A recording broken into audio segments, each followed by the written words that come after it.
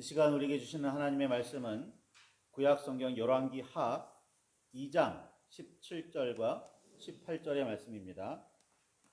구약 성경 열왕기 하 2장 17절과 18절 말씀입니다. 찾으셨으면 우리 함께 말씀을 봉독하시겠습니다. 무리가 그로 부끄러워하도록 강청함에 보내라 한지라. 그들이 50명을 보냈더니 사흘 동안 찾되 발견하지 못하고 엘리사가 여리고에 머무는 중에 무리가 그에게 돌아오니 엘리사가 그들에게 이르되 내가 가지 말라고 너에게 이르지 아니하였느냐 하였더라. 아멘. 주님 우리의 마음을 여시어 말씀을 깨닫게 하옵소서. 아멘. 주님의 사랑과 그 크신 은혜가 저와 여러분 안에 가득하기를 소망합니다.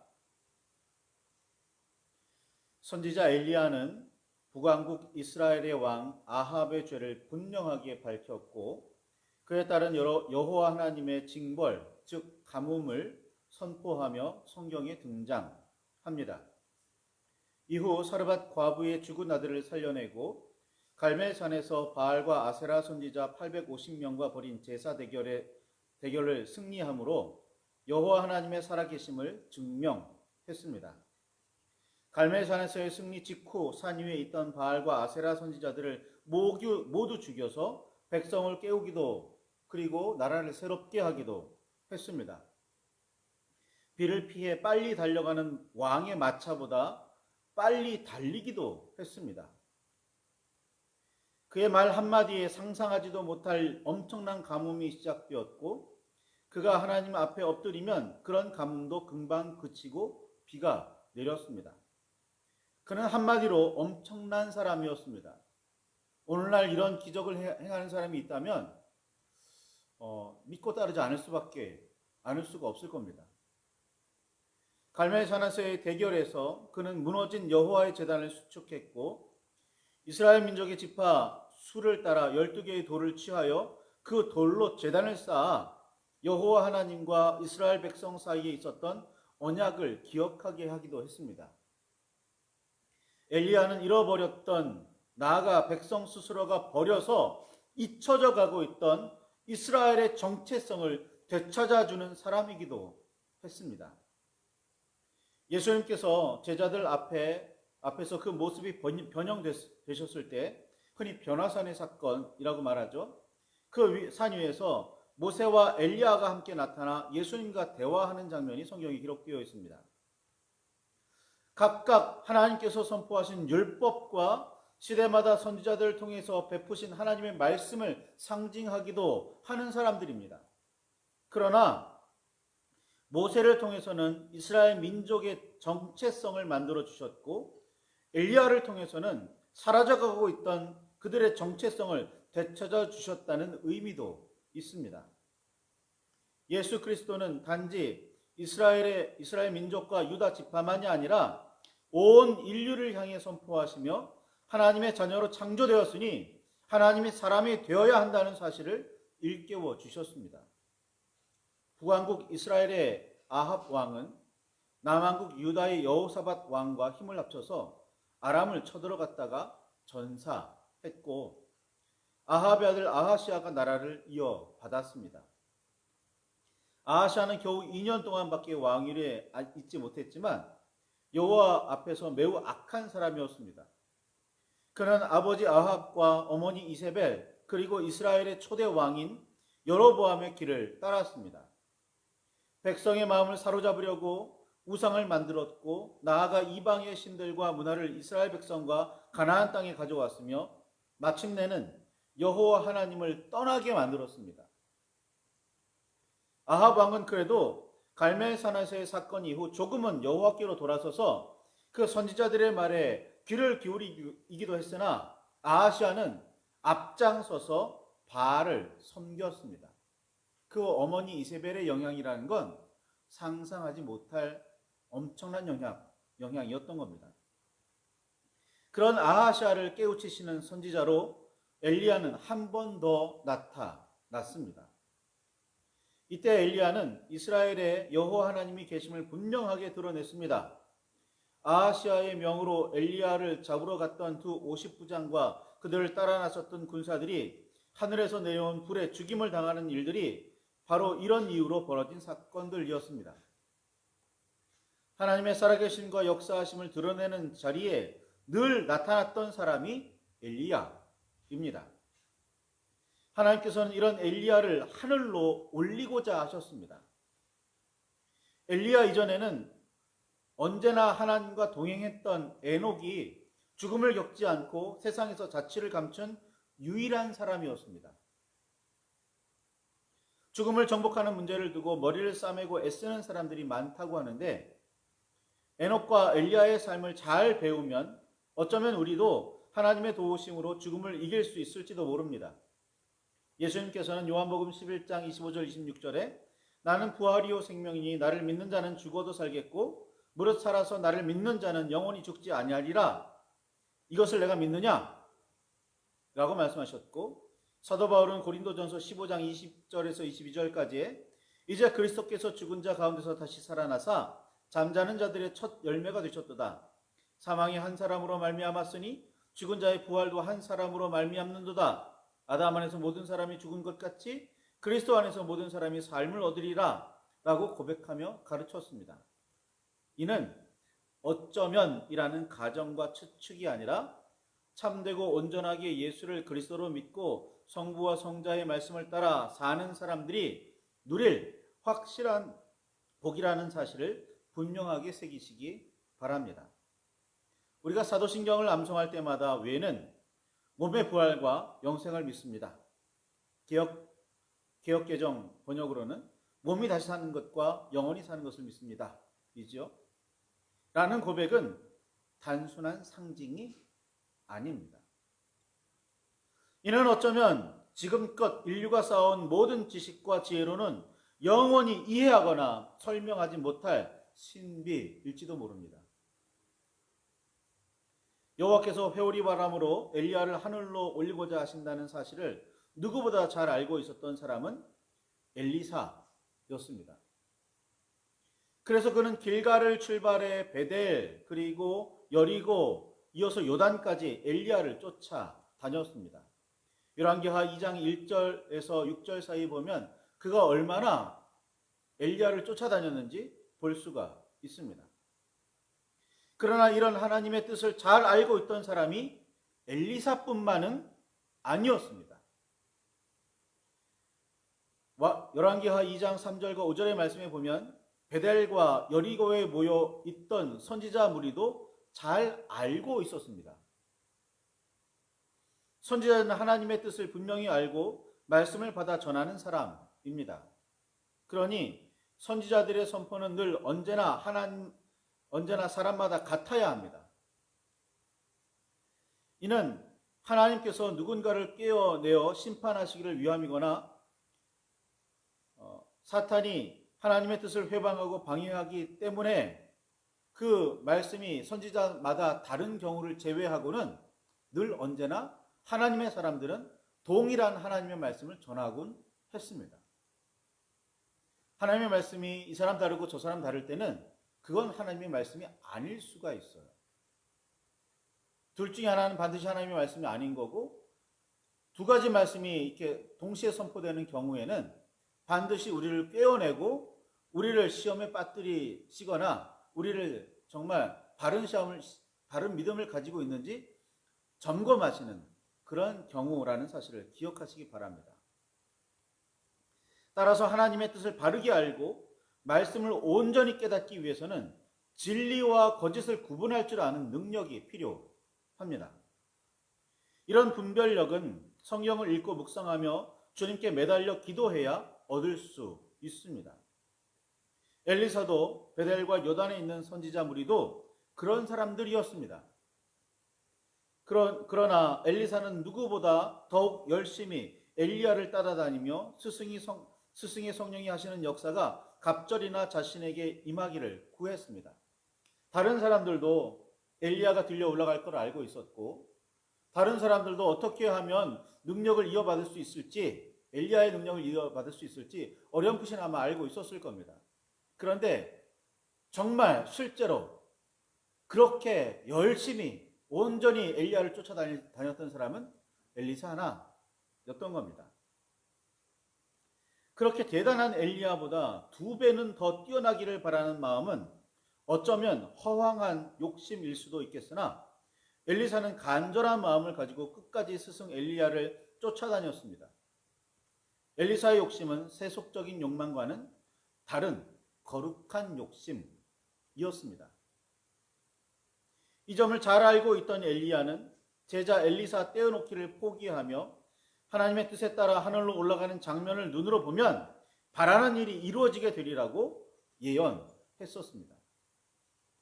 엘리사는 그 놀라운 광경, 불말이 끄는 불병거를 타고 엘리야가 하늘로 들려 올리는 모습을 눈으로 봅니다.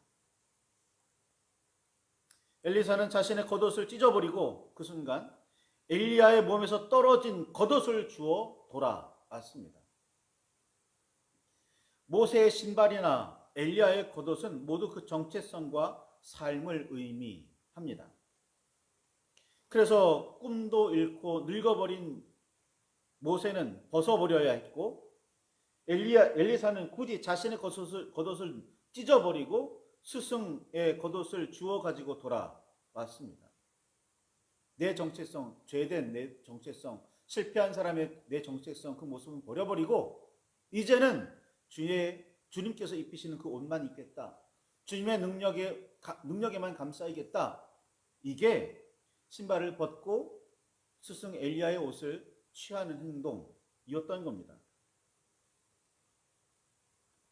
엘리사는 바라던 대로 스승 엘리야의 뒤를 잇는 선지자가 되었습니다. 맞은편 여리고에 있는 선지자의 제자들이 엘리사가 요단강을 가르고 건너오는 모습을 보았습니다.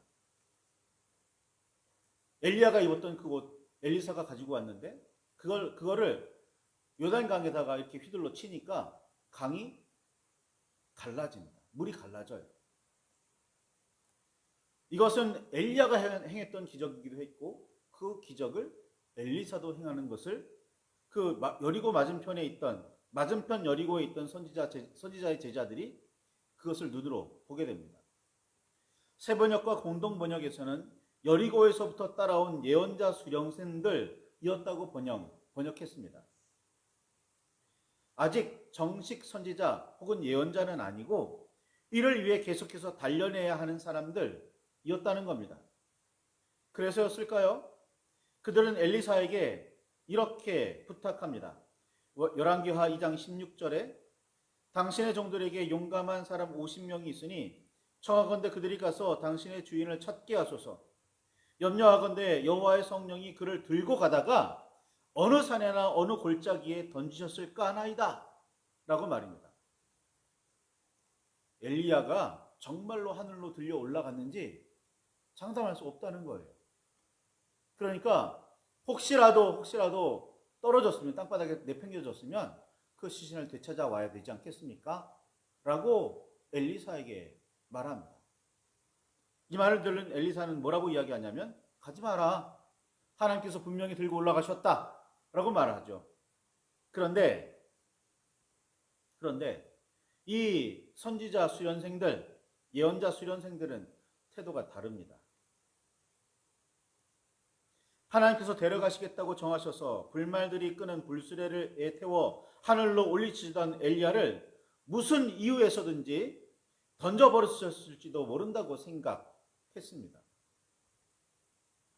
하나님의 능력을 의심했을까요? 하나님께서 혹시라도 실수하셔서 엘리야를 떨어뜨리실 수도 있어. 이렇게 생각했을까요? 엘리야의 인격과 삶을 의심해서 했을까요? 엘리야 그래도 숨겨놓은 남에게 알려지지 않은 죄가 있을지도 몰라 라고 생각했을까요? 엘리사는 보내지 말라고 말렸습니다. 여호와 하나님은 그럴 뿐이 아니고 엘리야도 그런 사람이 아니라고 분명하게 믿었기 때문이었습니다. 그런데 선지자의 제자들 혹은 수령생들은 자신의 의견을 꺾지 않았습니다. 엘리야가 그렇게 여호와 하나님을 믿고 그의 참된 선지자 엘리사가 그렇게 여호와 하나님을 믿고 그의 참된 선지자 엘리야를 향한 신뢰가 부끄러워질 정도로 엘리사에게 다그칩니다. 우리 가야 합니다. 엘리야의 시신을 찾아봐야 합니다. 라고 말입니다.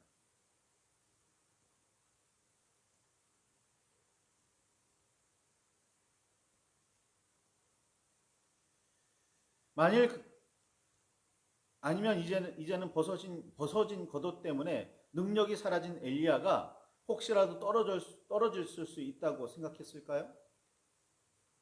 만일 그렇다면 선지자가 되기 위한 훈련하던 이 사람들은 능력이 겉옷에서 비롯된다고 믿었다는 말이 됩니다. 엘리야가 그 겉옷을 입었을 때는 능력을 바라고 겉옷을 벗으면 능력이 없다. 봐라, 엘리사도 그 겉옷을 취하여 왔더니 능력을 행하지 않느냐. 그러니 그 겉옷이 없는 엘리야는 분명히 떨어졌을 거다.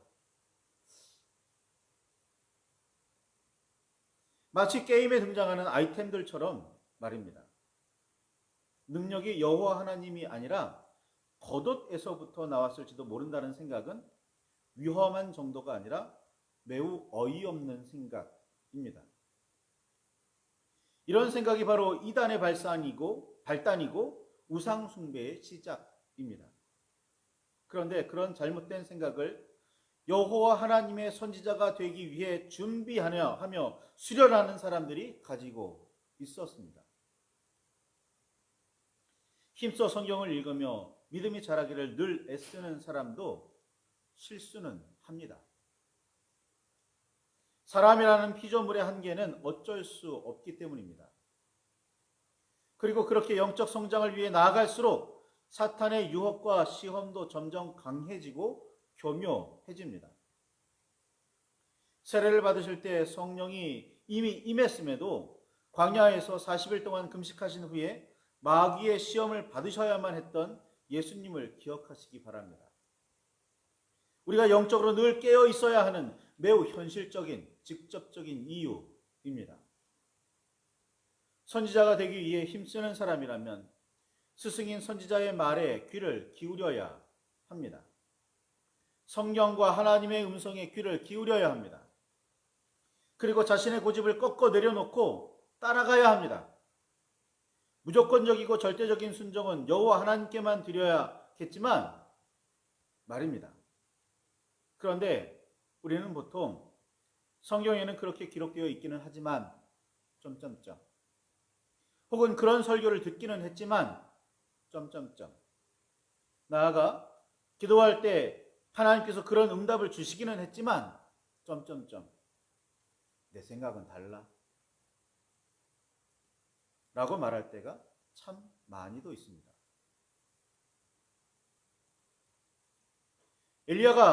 엘리사가 말하지 않았습니까? 찾으러 가지 마라. 분명히 하나님께서 들고 올라가셨고 엘리야는 떨어지지 않았다. 하나님의 능력도 능력이지만 엘리야도 죄가 있을 만한 그런 사람은 아니다. 분명하게 말했지만 선지자 견습생들 그들은 그렇지 않았던 겁니다. 하나님의 말씀으로 하나님의 음성으로 말을 하는데도 선지자 스승이 말을 하는데도 듣지를 않아요. 자기 생각에 따라 행동합니다. 오히려 하나님의 말씀을 전하는 하나님의 뜻으로 밝히는 그 사람을 부끄럽게 합니다. 이게 무슨 의견 개진이고 이게 무슨 고집입니까? 목회자의 말은 아닐지라도 저를 포함해서 목회자의 말은 아닐지라도 하나님의 음성에는 늘 귀를 기울이며 반드시 따라야 한다는 사실을 잊지 마시기 바랍니다. 그게 정말 하나님의 말씀이라면 목숨 걸고 따라야죠. 그게 정말 하나님의 뜻이라면 나를 내려놓고 내 생각을 내려놓고 하나님의 뜻을 이루어야죠. 그게 그리스도인이죠.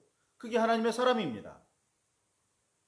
오늘 우리의 문제는 첫째, 하나님의 말씀을 듣지 않는다는 데 있고, 하나님의 음성이 들리는데도 불구하고 내 생각은 그렇지 않아요.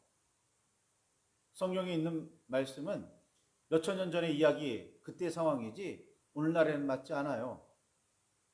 라고 자기 마음대로 재단해버리는 우리들의 교만일 수도 있습니다.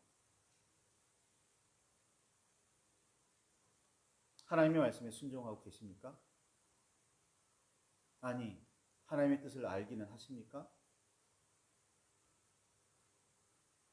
둘 다 아니거나 둘 중에 하나만 아니라도 우리는 바른 신앙을 가졌다 말할 수가 없을 겁니다.